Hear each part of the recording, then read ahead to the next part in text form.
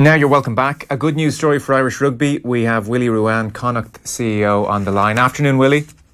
Hey Joe, how you doing? Great. So, €30 million development at the Sportsground. Great news announced on Monday. Tell us all. Yeah, look, we were delighted to be able to announce the plans for the redevelopment of the Sportsground into a proper fit-for-purpose modern sports stadium, along with a new high-performance centre. And, the stadium will have a capacity of 12,000, and the high-performance centre will obviously cater for our professional players that we currently have and those in the future, but not just that, the emerging talent that's coming through Connacht in the years ahead. So, yeah, great news for us. Exciting times, obviously, and a pretty significant project.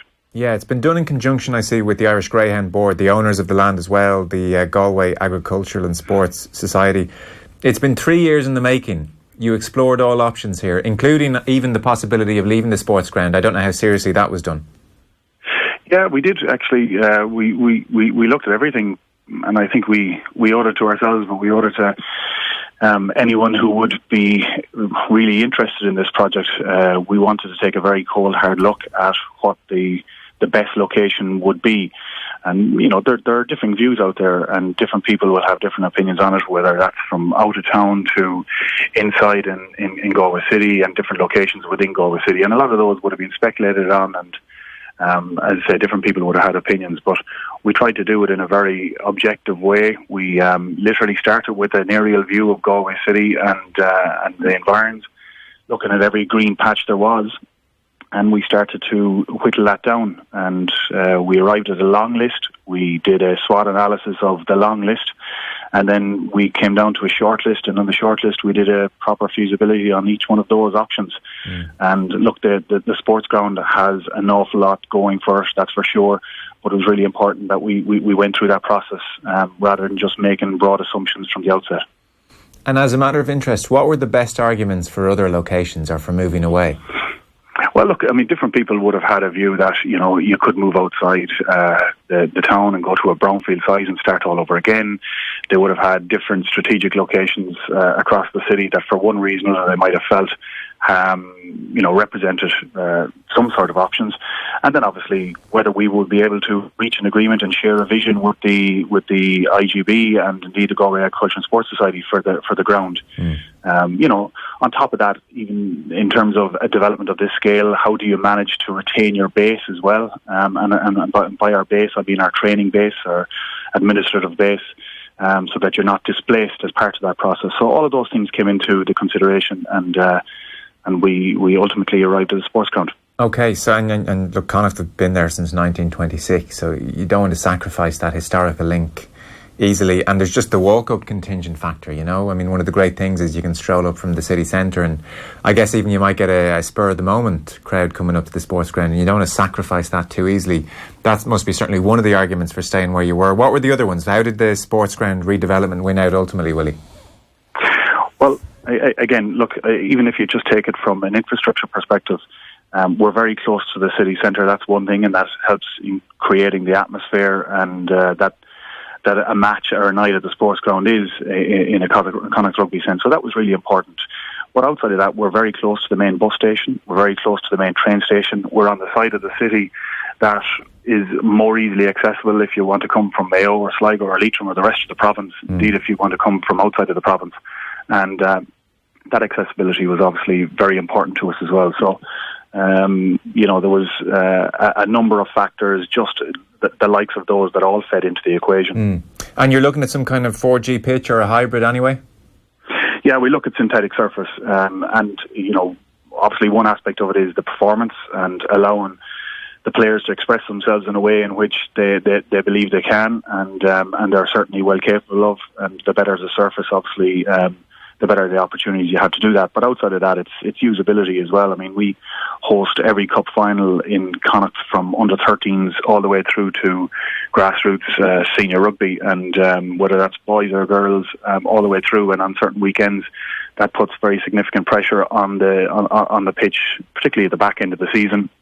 If that coincides with a dodgy spell of weather, we really are under the pump. So a better surface, as I said, the technology in pitch surfaces has come on leaps and bounds, and I say whether it's actual 4G or whether it's hybrid, we'll be exploring all of those. We've seen a lot of those surfaces over the last while. We went and visited a number of them, and they're all very impressive. I don't know what you're talking about. The weather's always glorious down there, no? It is if you're from the west, obviously. So, I think, look, it's funny. We've had people come to the Sportsground, and even people from Glasgow come to us and they complain about the rain as if it doesn't rain in Glasgow. So there's rain in every part of the country.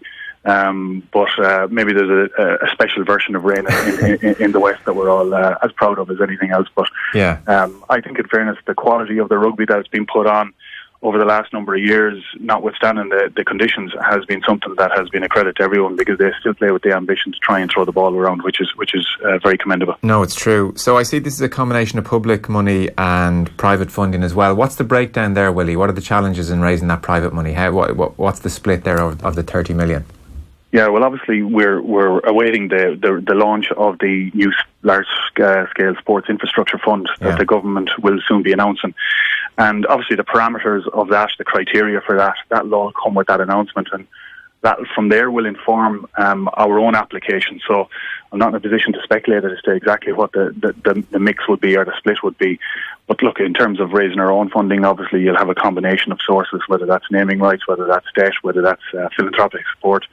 All of those come into the mix, and we're in a pretty strong position on all of those. So the ultimate and final mix is something that we'll hold our position on such time as we get the clarity from the government as to what the parameters are. In an ideal world, would you prefer to avoid selling naming rights, or are you very much a pragmatist in this department?